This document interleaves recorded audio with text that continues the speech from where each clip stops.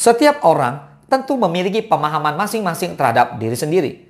Terdapat proses panjang yang harus dilalui seseorang hingga sampai pada tahap memahami dirinya apa adanya. Pada beberapa waktu, bahkan proses tersebut tak kunjung menemui akhir. Kadang, proses tersebut harus berhenti di tengah jalan dan mulai dari awal karena kita tak puas dengan persepsi yang kita buat. Lantas apa saja tips jitu yang harus dilakukan untuk memahami diri sendiri? Dalam teori psikologi sosial, terdapat beberapa metode yang bisa dilakukan untuk mencapai pemahaman diri. Penasaran apa saja tips tersebut? Let's talk about it.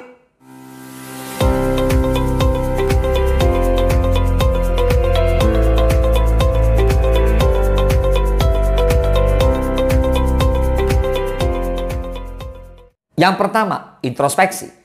Bukan bermaksud menceramahi. Introspeksi yang sebenarnya berarti melakukan peninjauan ke dalam diri. Introspeksi juga bisa dilakukan dengan menggali memori tentang kejadian-kejadian yang pernah dialami. Metode lainnya adalah berdialog dengan diri sendiri atau self-talking. Introspeksi sangat penting dilakukan karena dapat menuntun kita mengetahui kelebihan dan kekurangan yang dimiliki. Jika kamu sudah mengetahui kelebihan dan kekurangan diri kamu bisa menentukan langkah apa yang harus kamu lakukan selanjutnya untuk melaju ke depan. Semangat! Yang kedua, amati perilaku diri sendiri. Mengapa ini perlu dilakukan? Cara yang dilakukan seseorang untuk memahami dirinya sendiri sama dengan caranya dalam memahami orang lain. Dengan mengamati perilaku yang dilakukan, seseorang bisa mengetahui cara menyikapi suatu keadaan yang tepat. Metode ini juga berguna untuk mengenal alasan kita melakukan sesuatu. Dengan begitu, perlahan demi perlahan kita bisa membenahi keadaan mana yang harus dihindari dan mana yang harus dihadapi.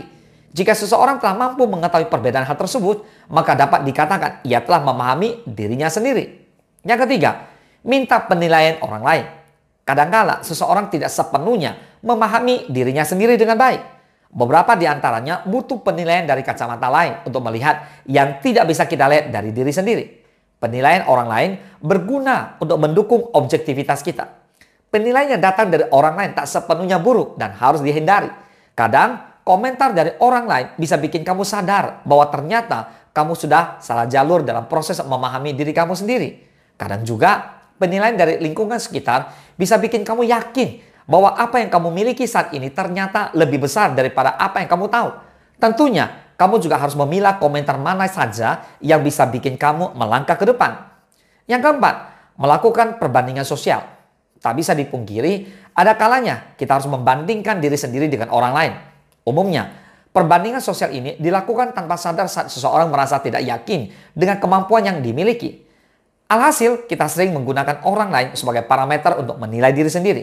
Perbandingan sosial sebenarnya sangat riskan. Hanya saja, kamu bisa melakukannya untuk meningkatkan akurasi evaluasi yang kamu buat terhadap diri kamu sendiri. Metode ini juga dapat dilakukan untuk meningkatkan self-improvement loh. Namun tetap harus selektif ya.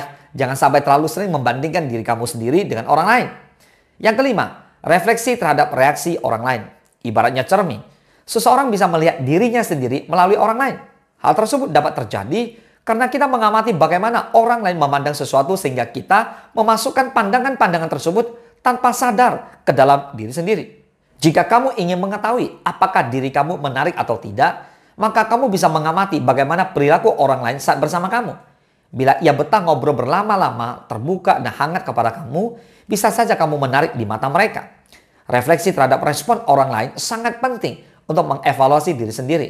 Dengan begitu, kita bisa memahami diri sepenuhnya dengan lebih baik. Bagaimana? Tips ini semua sudah pernah kamu terapkan? Ingat metode tersebut dengan benar ya. Memahami diri sendiri itu penting, karena kalau bukan kamu, siapa lagi? Semoga bermanfaat. Salam sukses, Dasya.